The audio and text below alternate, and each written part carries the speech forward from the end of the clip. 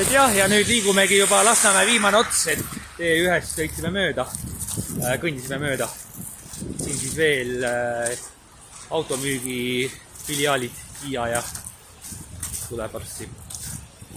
Aga noh, jah, et siis ongi see, nüüd tuleb siis jah, see Järvevana hakkab paikma, Järvevana tee. Sealt liigume Tehnika tänava poole ja lähme viaduktist üles, aga ongi mul siin seda mälumahtu pole, kustutasin ühe video veel üles, kustutasin ära ühe video.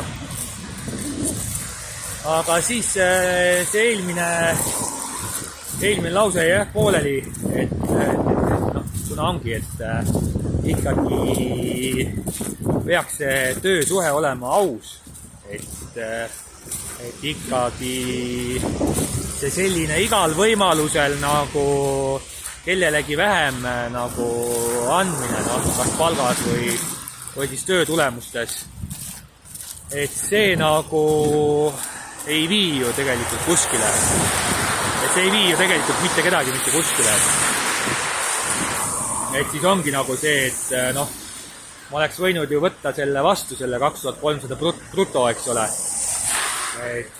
Ja seal Soomes siis nagu nühkida 4 kuud näiteks, eks ole. Aga ongi, kuna need nagu see hing on nagu nii täis saanud, et selles mõttes, et see minu sõnum nagu ma arvan on tähtsam, et see ohver küll sai tehtud nagu päris tegelikult kopsakas, et mul ju tegelikult on ju päris raske seis, et ma oleks ju võinud ju võtta tegelikult selle vastu ja siis 4 kuud seal nühkida, aga see hing on nii täis saanud, et just sellisest suhtumisest, et kus siis nagu lihtsalt lüpstakse, et lihtsalt lüpstakse ja lüpstakse igas asendis, et siis see sõnum on nagu tähtsam sellest,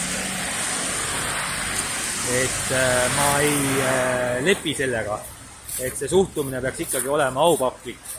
Nagu kui sa teed ikkagi kellegagi koostööd, siis see peab ikkagi olema koostöö. Et see ongi koostöö. Et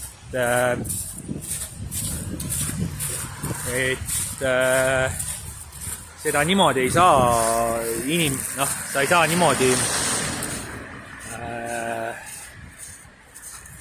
niimoodi ma mäletan, kunagi sai käidud, eks ole, korvpallitrennis ja seal noored, eks ole,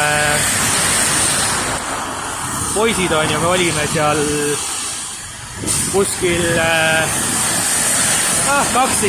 ja niimoodi vanuses ja seal ju neid karvaseid sõnu ja igasuguseid, eks ole, sai ju ka seal igati pidi oli see aeg ju veel karm ja seal ju samamoodi ju sai seal ülbitseti ja omavahel ja igati pidi, eks ole, öeldi seal halvasti ja suhtses vanuses poisinolgid, eks ole, veel enamgi, eks ole, otse ja niimoodi saadeti kohe igasugusesse kohta ja siis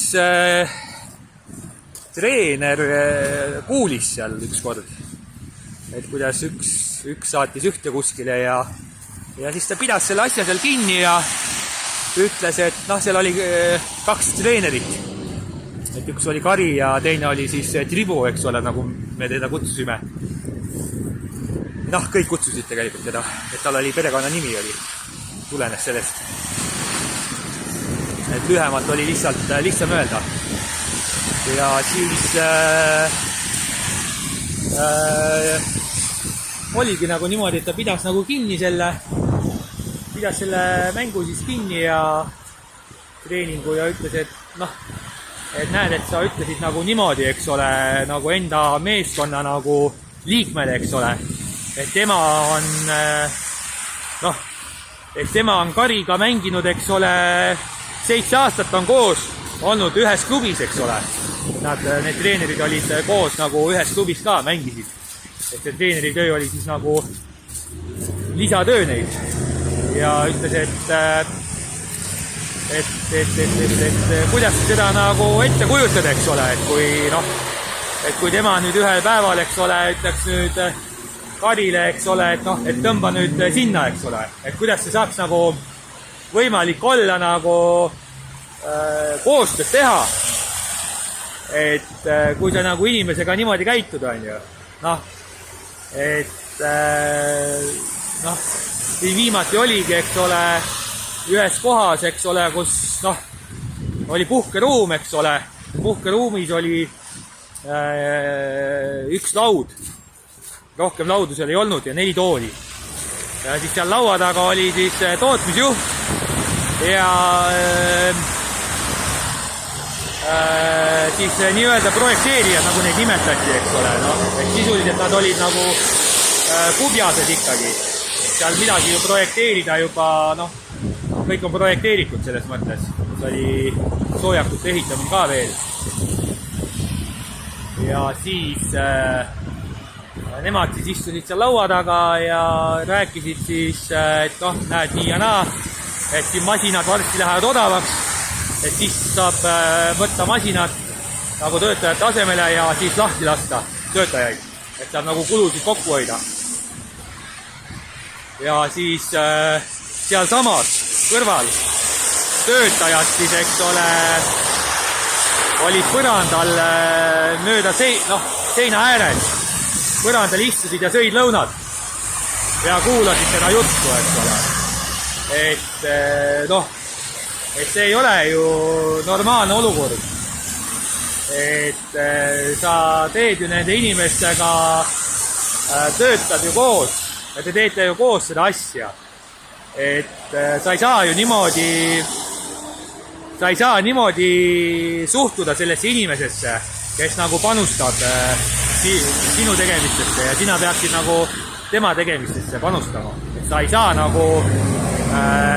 saa sellesse inimesesse niimoodi suhtuda, et igal hetkel sa mõtled, kuidas teda lüpsta. Et see ei ole aktsepteeritav. Et see ei ole aktsepteeritav ja see on niimoodi. Et muud moodi see ei ole. Et see on samamoodi nagu me ei tapa inimesi. Et seal võib igasuguseid, kellel mis iganes põhjus olla, eks ole. Ja ta võib seda põhjendada ja kuidas ta tahab, eks ole. Aga nii ei tehta lihtsalt. Et see lihtsalt nii ei ole ja ongi nii. Et seal muud nagu juttu ei ole, et kui sa ikkagi inimesega tahad suhelda, läbi käia ja koostööd teha, siis need asjad on niimoodi, et sa pead temasse nagu ka lugupidavalt suhtuma. Et ja hoolitsema. Et nii nagu siis see teine inimene hoolitseb sinu eest. Et teistmoodi need asjad ei ole. Et ja siis ongi need teemad nagu sellised, et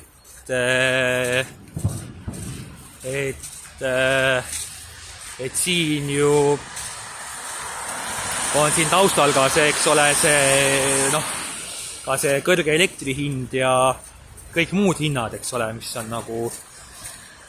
nagu aktuaalsed, nagu mille ümber see trall nagu käib, et kes siis peaks rohkem saama ja vähem maksma ja kes peaks rohkem maksma ja et kõik hinnad on ju, kruvitakse kohe lakke.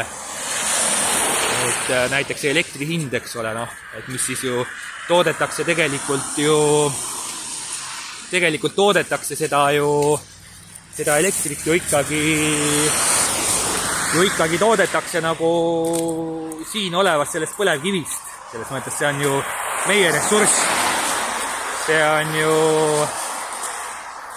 meie oma ja meil on ju omad esindajad, kes peaks seda ressurssi nagu, nad ju esindavad meid, eks ole. See on ju need inimesed, kes siin elavad, see on ju lubadus, eks ole, nendele inimestele, eks ole, et samamoodi nagu on Kanadas, eks ole, on samamoodi lubadus nendele inimestele. On see lubadus, kes seal elavad, kes panustavad sellesse kohasse ja kelle oma see ressurss ka on. Et see on ju lubadus siis nende organiseerijate poolt, kes on pandud sinna, eks ole, valitud nende inimeste poolt, et lubadus ikkagi seda maavara niimoodi kasutada, et sa kasutad seda, esindad seda maavara müües ikkagi nende inimeste huve, kes on sinu sinna valinud. Kui sa seda maavara müüd 50 euroga sealt ühiku pealt ja ostad siis nendele inimestele, nende rahast, sa oled müügi esindaja, eks ole, sa oled rahva esindaja ja sa teed sellise otsuse, et sa nende inimeste raha kulutad selle ressursi eest, mille nad on andnud sulle volituse, et seda ressurssi esindada ja müüa ja andnud selle sinu kasutusse, maksavad sulle selle eest raha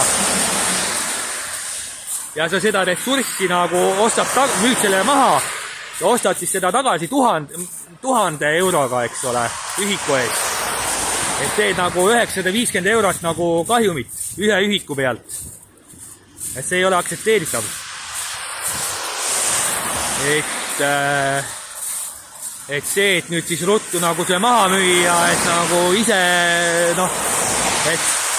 et ise siis saada sealt, et kuskilt midagi karta, et keegi nüüd siis lükkab su sealt kohalt ära või midagi, et et see ei ole aktsepteeritav, et see nagu ainult enda jaoks, nagu ainult enda nagu seda, ainult oma kasu sealt saada, et lihtsalt nagu lüpsta neid inimesi, et nemad jätta siis külma ja paljaks ja nälga, eks ole, et nende arvelt siis lihtsalt rikastuda, liigkasu saada ainult iseendale. See ei ole aktsepteeritav. Et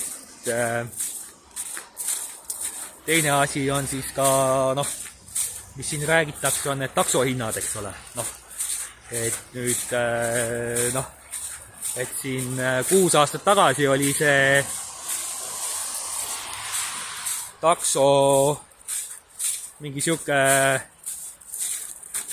keskmine ots, mingi seal 3-4 kilomeetrit oli ta seal, 7 eurot oli kuskil, eks ole.